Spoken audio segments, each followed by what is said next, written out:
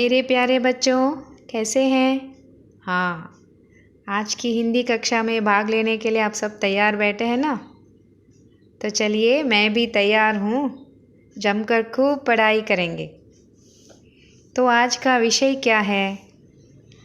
हाँ, पढ़ना है जी, पढ़ना है। कविता के अभ्यास भाग की चर्चा तथा नोट्स में लिखना। तो पिछली कक्षा में मैंने आपसे कविता कंठस्थ करने के लिए कहा था, है ना? आशा करती हूँ आप सब कविता कंठस्थ करके तैयार बैठे हैं। क्यों? मेरे साथ गाने के लिए। तो एक बार मिलकर गाएंगे तो अभ्यास भाग की चर्चा करना भी आसान हो जाएगा, है ना? फिर से याद कर लेंगे कविता को। तो चलिए मिलकर गाएंगे। पढ़ना है जी, पढ़ना है, हमको ऊपर चढ़ना है। थोड़े दिन की बात और है, जमकर खूब पढ़ेंगे हम। इम्तिहान में ताल ठोंक कर कुश्ती खूब लड़ेंगे हम। पास इम्तिहान करना है, पढ़ना है जी, पढ़ना है। फिर गर्मी की छुट्टी होगी, होंगे मौज मज़े के दिन। पिक्चर होगी, पिकनिक होगी, होंगे तब मस्ती के दिन। मेहनत से क्या डरना है, पढ़ना है जी, पढ़ना है। पापा मम्मी से लेने हैं फिर तो हमको खूब इनाम। मेहनत करने वालों की तो सदा मदद करते भगवान। जीवन पथ पर बढ़ना है, पढ़ना है जी, पढ़ना है। पढ़ना है जी, पढ़ना है। बच्चों, इसी तरह रोज़ एक बार इस कविता को गाकर याद रखेंगे। याद रखेंगे ना? तो चलिए अब हम अभ्यास भाग देखेंगे। तो अभ्यास भाग में पहला मुख्य प्रश्न क्या है? अध्यापक के साथ बातचीत, यानी एक वाक्य में उत्तर लिखिए। तो पहला प्रश्न क्या है? पढ़िए। इम्तिहान में पास होने के लिए हमें क्या करना चाहिए? क्या करेंगे? हाँ, इम्तिहान में पास होने के लिए हमें जमकर खूब पढ़ना चाहिए। जमकर अर्थात दृढ़ता से, स्थिर होकर, मन लगाकर खूब पढ़ना चाहिए। अब दूसरा प्रश्न क्या है? किससे डरना नहीं चाहिए? किससे डरना नहीं चाहिए? हाँ, मेहनत से डरना नहीं चाहिए। और किससे डरेंगे? आलस्य से डरना चाहिए। समझ गए ना? और किससे डरना नहीं चाहिए? मेहनत से डरना नहीं चाहिए। अब तीसरा प्रश्न क्या है? मेहनत करने वालों की कौन मदद करते हैं? कौन मदद करते हैं? सही है, मेहनत करने वालों की मदद तो भगवान करते हैं। अब चौथा प्रश्न क्या है? इनाम किनसे लेना है?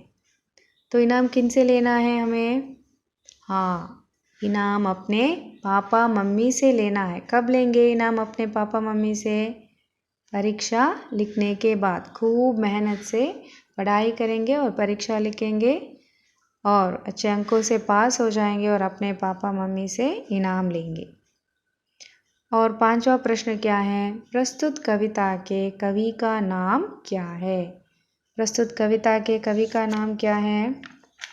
सही है, प्रस्तुत कविता के कवि का नाम चंद्रपाल सिंह यादव मयंक है। बच्चों, दूसरा मुख्य प्रश्न क्या है? हाँ, दूसरा मुख्य प्रश्न है कविता कंठस्थ करो। वो तो आप लोग कर चुके हैं। तो अब तीसरा मुख्य प्रश्न देखिए। तीसरा मुख्य प्रश्न है 2-3 वाक्यों में उत्तर लिखो। तो उसमें पहला प्रश्न है, भगवान से तुम क्या प्रार्थना करोगे?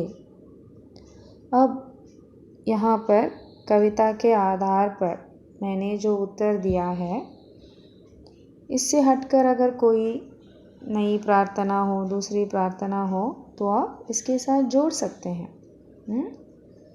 तो चलिए अब हम देखेंगे कि भगवान से तुम क्या प्रार्थना करोगे। इस तरह से भी लिख सकते हो या हटकर अगर कोई दूसरी प्रार्थना हो तो भी आप यहाँ पर लिख सकते हैं। भगवान से मैं यह प्रार्थना करूँगा कि पहली प्रार्थना क्या है? हे भगवान, मैं मेहनत से कभी न डरूं।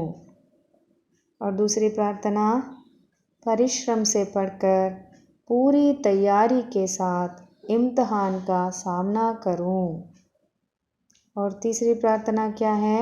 अपने नेक और अच्छे कामों से माता पिता को हमेशा खुश रखूं। अगर और भी प्रार्थना जोड़ना चाहते हैं तो जोड़ सकते हैं।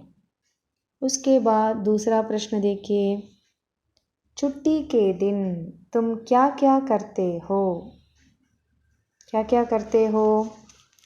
यहाँ पर भी आप अपना उत्तर जोड़ सकते हैं इसके साथ।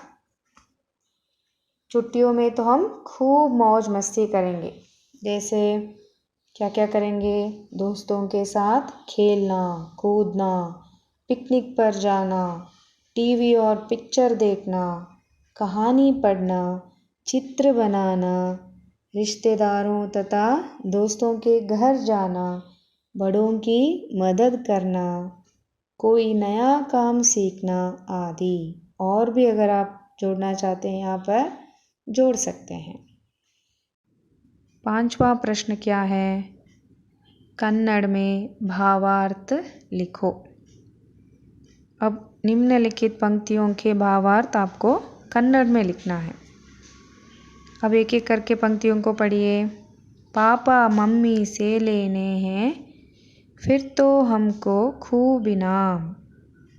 ಚೆನ್ನಾಗಿ ಓದಿ ನಾವು ನಮ್ಮ ತಂದೆ ತಾಯಿಯವರಿಂದ ಬಗೆ ಬಗೆಯ ಉಡುಗೊರೆಯನ್ನು ಪಡೆಯುತ್ತೇವೆ. मेहनत करने वालों की तो ಸದಾ ಮದದ್ करते ಭಗವಾನ್. ಶ್ರಮ ಪಡುವವರಿಗೆ ದೇವರ ಸಹಾಯ ಇದ್ದೇ ಇದೆ. ಅಥವಾ ಮೈ ಬಗ್ಗಿಸಿ ದುಡಿಯುವವರಿಗೆ, ಕಷ್ಟಪಟ್ಟು ದುಡಿಯುವವರಿಗೆ ದೇವರು ಯಾವಾಗಲೂ ಸಹಾಯ ಮಾಡುತ್ತಾರೆ. अब अगला प्रश्न देखिए, नमूने के अनुसार तुक वाले शब्दों को लिखो. अब ये तुक वाले शब्द क्या है? इसे अंग्रेजी में राइमिंग वर्ड्स कहते हैं, यानी समान लय वाले शब्द. ये ऐसे शब्द हैं जिनके अंत में जो वर्ण होता है वो एक समान होते हैं और फिर ध्वनि भी एक समान होते हैं. जैसे उदाहरण के लिए आना जाना, पाना खोना, हाथ साथ, कच्चा बच्चा, छोटा कोटा आदि. अब आपको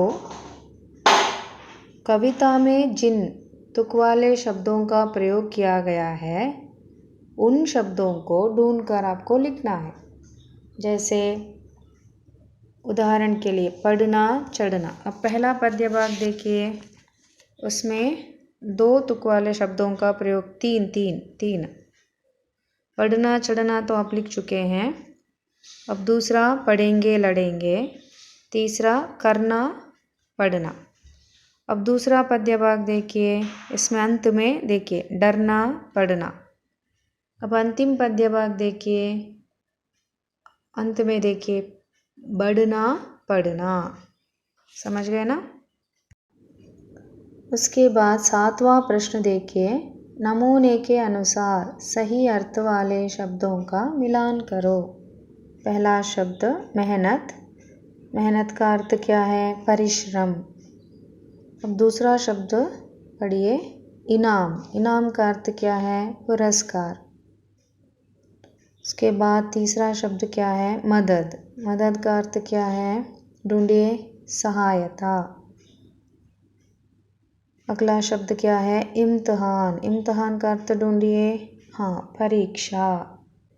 और अंतिम शब्द पथ. पथ का अर्थ क्या है? मार्ग. उसके बाद 8वां प्रश्न देखिए, इसमें 5 खेलों के नाम छिपे हैं, ढूंढ कर लिखिए. उसके बाद जो उत्तर दिया गया है उसे देखकर आप अगर गलत लिखे हैं तो उसे ठीक कर दीजिए। तो उसके बाद अंतिम प्रश्न कौन सा है, नीचे 6 ऐसे शब्द लिखो जिनमें 3-3 अक्षर हो। पहले आप लिखिए, अगर अक्षर नहीं मिला तो आप उत्तर देख सकते हैं। वहाँ पर उदाहरण दिया गया है कमल, यानी बिना मात्रा वाले शब्द जिनमें 3 अक्षर हो, जैसे उदय, सरल, कदम, गरम, गलत, गगन, नगर। इस तरह 3 अक्षर वाले शब्द आपको लिखना है। अब नोट्स में क्या क्या लिखना है आपको, उसे आप नोट कर लीजिए। सबसे पहले आप कवि परिचय लिखेंगे, जैसे मैंने दिया है पॉइंट वाइज, उसी तरह से लिखिए। उसके बाद कविता का आशय लिखेंगे, शब्दार्थ, शब्दार्थ के बाद अभ्यास भाग। अभ्यास भाग में फर्स्ट मेन एक वाक्य में उत्तर लिखिए, थर्ड मेन 2-3 वाक्यों में उत्तर लिखे, फिफ्थ मेन कन्नड़ में भावार्थ लिखो, और सिक्स्थ मेन तुक वाले शब्द, सेवेंथ मेन सही अर्थ वाले शब्दों का मिलान, देन एट्थ मेन 5 खेलों के नाम, नाइन्थ वन 6 ऐसे शब्द जिनमें 3-3 अक्षर हो। बच्चों, अभ्यास भाग के सारे प्रश्नोत्तर के लिए डिस्क्रिप्शन बॉक्स देखिए और वहाँ पर जिस क्रम में कहा गया है उसी क्रम में लिखिए। और यहाँ पर अगर कोई अभ्यास भाग में या कविता समझने में अगर कोई भी कठिनाई हो तो संदेह हो तो ज़रूर पूछिए। धन्यवाद।